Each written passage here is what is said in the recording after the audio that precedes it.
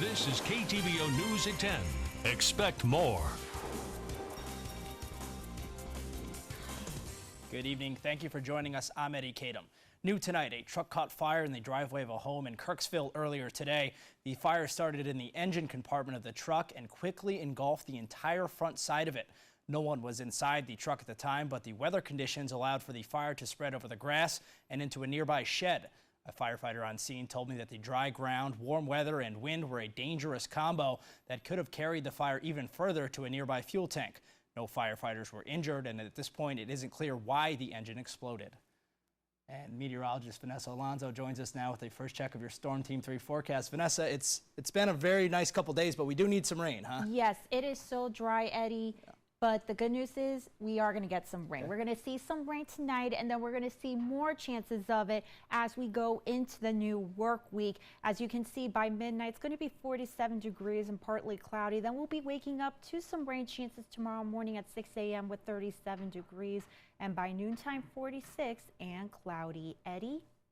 Thank you, Vanessa. Kirksville City Council elections are now only 2 weeks away, and citizens will soon have the chance to meet and greet with the candidates. The annual candidates forum will be taking place tomorrow, March 23rd. The forum will be held at the Mohegan Classroom on the A.T. Still University campus. Doors will open at 5:30 p.m. and the forum will begin at 6:30 p.m. The forum is sponsored by the Kirksville Chamber of Commerce. It is a great opportunity for the community to learn more about each candidate before the Tuesday, April 7th elections. And 4 individuals are running for the city council seat currently held by Bob Russell. Russell is running against Betty McLean-Isles, Kevin Am, and Philip Biston. The position will be for a 3-year term. We will be there and give you a complete report on the forum tomorrow night on KTVO News at 10.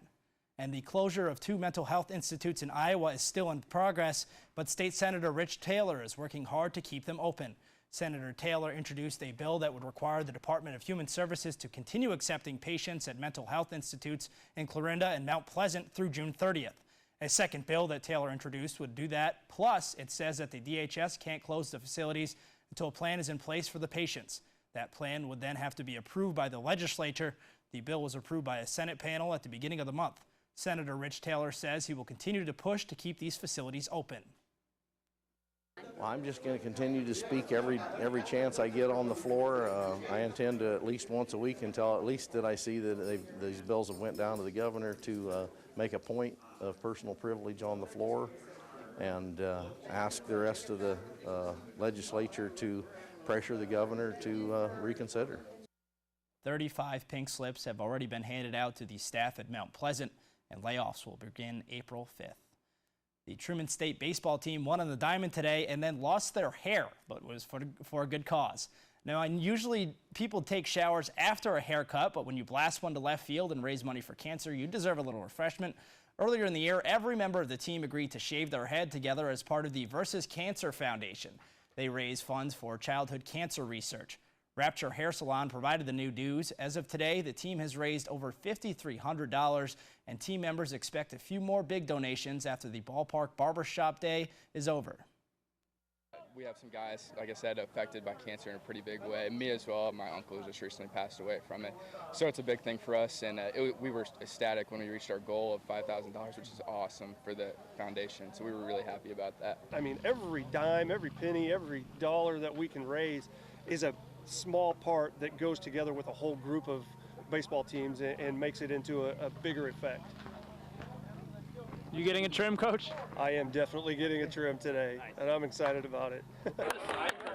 And if you are interested in donating, head over to heartlandconnection.com. We've set up a link for you. Classical music could be heard throughout St. John's Auditorium in Ottumwa today. The Southeast Iowa Symphony Orchestra had their spring concert this weekend. The group of artists are made up of players from Iowa, Western Illinois, and Northern Missouri. At today's concert, the audience learned about some of the instruments and heard musical demonstrations. While this concert didn't have a theme, that allowed for a wide variety of compositions. We're sure that there's at least one thing on the program that everybody's going to enjoy. I think a lot of people underestimate how much more fun it is to hear classical music live. They hear something on the radio or a recording and they think that's it, but it's very different when you're actually watching the music being produced. Coming up next, the heartwarming story of a local man born with disabilities who uses his love of art to inspire children. Stay with us.